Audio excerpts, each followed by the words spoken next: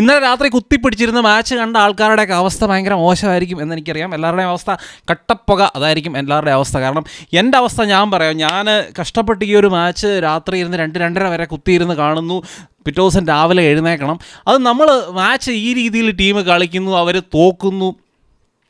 പിറ്റേ ദിവസം ശരിക്കും പറഞ്ഞാൽ പോക്കാണ്. പിറ്റേ ദിവസം ഫുൾ. ഇന്നത്തെ ദിവസം എന്നെ സംബന്ധിച്ച് എനിക്ക് ഞാൻ മുമ്പേ പറഞ്ഞ പോലെ കട്ടപ്പുകയായിരുന്നു. നമ്മൾ ഇന്നലെ ഉണ്ടല്ലോ അഫ്ഗാനിസ്ഥാൻ്റെ എ ടീമിനോടാണോ കളിച്ചത്? അല്ല. അവരുടെ ഫസ്റ്റ് 11 കളിച്ചത്. ബി ടീമാണോ? അല്ല. 10-18 പ്ലെയേഴ്സ് ഇല്ലെങ്കിൽ അവരുടെ എ ടീം ബി ടീമോ അല്ല, അത് സി ടീമാണ്. സി ടീമിനെതിരെ ഉള്ള നമ്മുടെ കളിയുണ്ടല്ലോ.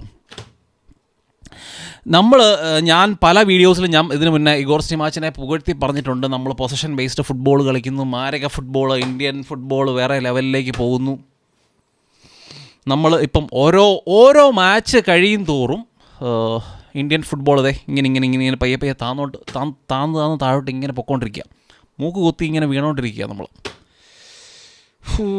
പ്രതീക്ഷകളെല്ലാം പോവുക എന്ന് പറഞ്ഞുകൊണ്ട് ഞാനോ ഇന്ത്യൻ ഫുട്ബോളിനെ സപ്പോർട്ട് ചെയ്യുന്ന ഒരു മനുഷ്യൻ പോലും എനിക്ക് തോന്നുന്നില്ല ഇന്ത്യൻ ഫുട്ബോളിനെ വെറുക്കും അല്ലെങ്കിൽ ഇന്ത്യൻ ഫുട്ബോൾ കാണൽ നിർത്തും എന്ന് എനിക്ക് തോന്നുന്നില്ല. നമ്മൾ അങ്ങനെ കാണൽ നിർത്തേണ്ട ആവശ്യമൊന്നുമില്ല. ഇന്നത്തെ മാച്ചിൽ നമുക്ക് പൊസഷനൊക്കെ ഉണ്ടായിരുന്നു. പക്ഷേ ഈ ഒരു പൊസഷൻ വെച്ചോളം നമുക്ക് എന്ത് ചെയ്യാൻ പറ്റും? പൊസഷൻ എന്ന് പറയുന്നത് അവർ വിട്ടു തരുന്ന പൊസഷൻ. മക്കൾ എന്താ പിടിച്ചോ പൊസഷൻ എന്ന് പറയും. എന്ന് പറഞ്ഞാൽ അറ്റാക്ക് ചെയ്യാൻ വേണ്ടി ഇവർ ഇൻവൈറ്റ് ചെയ്യും. പക്ഷേ നമ്മളെങ്ങനെ അറ്റാക്ക് ചെയ്യും? നമ്മുടെ ഒരേ ഒരു ഓപ്ഷൻ എന്ന് പറയുന്നത് നമ്മുടെ ഫ്ലാങ്ക് വഴി, അതായത് വിങ് വഴിയുള്ള അറ്റാക്കാണ് നമ്മുടെ ഒരേ ഒരു ഓപ്ഷൻ. നമ്മൾ ആ ഒരു വിങ് വഴി അറ്റാക്ക് ചെയ്യാൻ വേണ്ടി മുന്നോട്ട് പോകുന്നു. അവർ വിങ് ഓവർലോഡ് ചെയ്യും, ബോൾ തട്ടിപ്പറിച്ച് അവർ നേരെ കൗണ്ടറിൽ വരും. അപ്പോൾ ഇതായിരുന്നു മാച്ചിൽ ത്രൂ ഔട്ട്. ഇത് തന്നെയായിരുന്നു നടന്നുകൊണ്ട് നമുക്കൊരു 2 പാസ് മര്യാദയ്ക്ക് കളിച്ച് കമ്പൈൻ ചെയ്ത് ബോളുമായിട്ട് പ്രോഗ്രസ് ചെയ്യാൻ നമുക്ക് പറ്റുന്നില്ല. അപ്പോൾ അതുപോലെ ഒരു ചെറിയൊരു പ്രഷർ വരുമ്പോൾ അന്നേരപ്പോഴേ ബോൾ ലൂസ് ചെയ്യുക. ഇങ്ങനെയൊക്കെ കളിച്ച് കഴിഞ്ഞാൽ എങ്ങനെ എവിടെ പോയി രക്ഷപ്പെടും? നമുക്ക് ഈ ഒരു പഴയ ആ ഒരു ലോങ് ബോൾ അത് മാത്രമേ പറ്റത്തുള്ളൂ എന്നാണ് എനിക്ക് തോന്നുന്നത്. ലോങ് ബോളൊക്കെ ഈ ഫിസിക്കലി ഇത്രയും സ്ട്രോങ്ങർ ആയിട്ടുള്ള അഫ്ഗാനിസ്ഥാൻ ടീമിനെതിരെ ലോങ് ബോളൊക്കെ കളിച്ച് നമ്മൾ എങ്ങനെ ഏരിയയിലൊക്കെ അത് വിൻ ചെയ്യും, അതുമായിട്ട് പിന്നെ എങ്ങനെ പ്രോഗ്രസ് ചെയ്യും എനിക്കറിയത്തില്ല. നമ്മുടെ ടീമിൽ ക്രിയേറ്റിവിറ്റി എന്ന് പറയുന്നത് വട്ടപൂജ്യം, ഗോൾ സ്കോറർ എന്ന് പറയുന്നത് വട്ടപൂജ്യം. പിന്നെ എവിടെ പോയിട്ട് എങ്ങനെ നമ്മൾ ഗോൾ സ്കോർ ചെയ്യാനാണ്? ഗോൾ സ്കോർ ചെയ്യണമെങ്കിൽ ഒന്നാമത് നമ്മൾ ചാൻസസ് ക്രിയേറ്റ് ചെയ്യണം. ക്രിയേറ്റ് ചെയ്യുന്ന ചാൻസസ് ക്യാപിറ്റലൈസ് ചെയ്ത് അല്ലെങ്കിൽ അതിനെ ക്യാപിറ്റലൈസ് ചെയ്യാൻ പറ്റുന്ന ഒരു ഗോൾ സ്കോറർ നമുക്ക് വേണം. ഇതൊന്നും നമ്മുടെ ടീമിലില്ല. ഈ വിക്രം പ്രതാപ് സിംഗ് എനിക്ക് തോന്നുന്നത് കുറച്ചുകൂടെ പുള്ളി വിങ്ങിലാണ്. ഈ ISLലൊക്കെ വിങ്ങിൽ കളിക്കുമ്പോഴാണ് പുള്ളി കുറച്ചുകൂടെ നന്നായിട്ട് പെർഫോം ചെയ്തുകൊണ്ടിരിക്കുന്നത്. അപ്പം ത്രൂ ദ മിഡിൽ കളിക്കുമ്പോൾ ആ ഒരു പ്രഷർ എന്ന് പറയുന്നത് വേറൊരു ലെവൽ പ്രഷറാണ്. ഈ ത്രൂ ദ മിഡിൽ കളിക്കുമ്പോഴത്തേനും ആ ടൈറ്റർ സ്പേസസിൽ ബോൾ ഹോൾഡ് ചെയ്യുക, അത് നേരെ ഒത്തിരി വ്യത്യാസമാണ് ഈ ഒരു വിങ്ങിൽ കളിക്കുന്നതും സെൻട്രലിൽ കളിക്കുന്നതും തമ്മിൽ.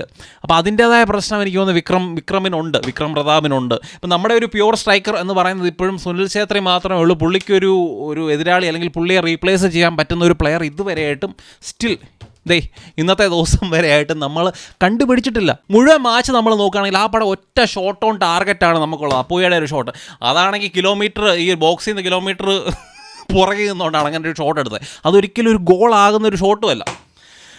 അപ്പോൾ അതാണ് നമ്മുടെ ആകെപ്പാടെയുള്ള ഷോട്ട് ഓൺ ടാർഗറ്റ്. പിന്നെ മൻവീറിനും സുഭാഷിഷിനും ഓരോ ഹാഫിലും ആ സെറ്റ് പീസിൽ സ്കോർ ചെയ്യാൻ ചാൻസ് കിട്ടി. അവരത് സ്കോർ ചെയ്തില്ല. നമുക്കിങ്ങനെ കിട്ടുന്ന ചെറിയ ചാൻസുകൾ അത് സ്കോർ ചെയ്യാൻ നമ്മൾ പഠിക്കണം. എങ്കിൽ മാത്രമേ ഇങ്ങനത്തെ ടീമുകൾക്കെതിരെ നമുക്ക് ജയിക്കാൻ വേണ്ടി പറ്റത്തുള്ളൂ. ഇവരിങ്ങനെ ലോ ബ്ലോക്ക് കളിച്ച് നമ്മളെ ഫ്രസ്ട്രേറ്റ് ചെയ്യാൻ വേണ്ടി നിൽക്കുന്ന ടീമുകളെ സംബന്ധിച്ച് അവർക്കെതിരെ നമ്മളൊരു ഗോൾ സ്കോർ ചെയ്ത് കഴിഞ്ഞാണല്ലോ ഫുൾ അവരുടെ ഡിഫൻസ് ഓപ്പൺ അപ്പ് ആവും. അവരും അറ്റാക്കിന് വരും. അപ്പോൾ അങ്ങനെ അവരുടെ ഡിഫൻസ് ഓപ്പൺ അപ്പ് ആവും.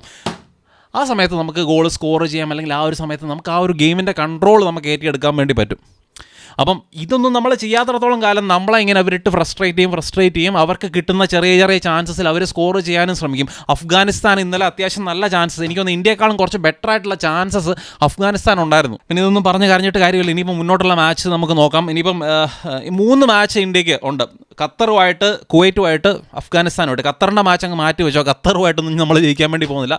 അഫ്ഗാനിസ്ഥാനെ, കുവൈറ്റ്, ഈ 2 മാച്ച് നമ്മൾ ജയിക്കുകയാണെങ്കിൽ നമുക്ക് അടുത്ത റൗണ്ടിലോട്ട് പോകാം. ഈ 2 മാച്ചും ഇന്ത്യ വെച്ചാണ് നടക്കുന്നത് എന്നുള്ള ഒരു അഡ്വാൻറ്റേജ് നമുക്കുണ്ട്. അപ്പോൾ ഇതൊക്കെ ജയിക്കട്ടെ, എങ്ങനെയാലും ജയിക്കാൻ പറ്റണം. 26-ാം തീയതി അടുത്ത മാച്ചുണ്ട് അഫ്ഗാനിസ്ഥാനെതിരെ. അപ്പോൾ അത് ജയിച്ച് നമുക്ക് ആ ഒരു 3rd റൗണ്ട് എന്ന് പറയുന്ന ആ ഒരു ഹോപ്പ് നമുക്ക് നിലനിർത്താൻ പറ്റണം. 3rd റൗണ്ടിൽ എത്തിക്കഴിഞ്ഞാൽ എക്സ്ട്രാ ഒരു 10 മത്സരം കൂടെ കളിക്കാൻ കിട്ടും എന്നാണ് പറയപ്പെടുന്നത്. അപ്പം വേറൊരു കാര്യം പറയാൻ മറന്നു. ഇഗോർ സ്റ്റിമാച്ചിൻ്റെ തല ഇറക്കാൻ വേണ്ടി ആൾക്കാരെല്ലാം കൂടെ ബഹളം വെക്കുന്നുണ്ട്. എനിക്ക് തോന്നുന്നില്ല ഇഗോർ സ്റ്റിമാച്ച് ഇനിയിപ്പോൾ അടുത്ത മാച്ച് ഒരു ഡ്രോ അല്ലെങ്കിൽ തോൽവി ആണെങ്കിൽ ഇഗോർ സ്റ്റിമാച്ചിൻ്റെ അധ്യായം അവിടെ കൊണ്ട് അവസാനിക്കും. അപ്പോൾ ഇത്രയൊക്കെയാണ് എനിക്ക് വീഡിയോയിൽ പറയാനുള്ള. വീഡിയോ പറ്റിയുള്ള നിങ്ങളുടെ അഭിപ്രായങ്ങൾ തീർച്ചയായിട്ടും നിങ്ങൾ കമൻസായിട്ട് ഇടുക. മറ്റൊരു നല്ല വീഡിയോ കാണാം. ബൈ.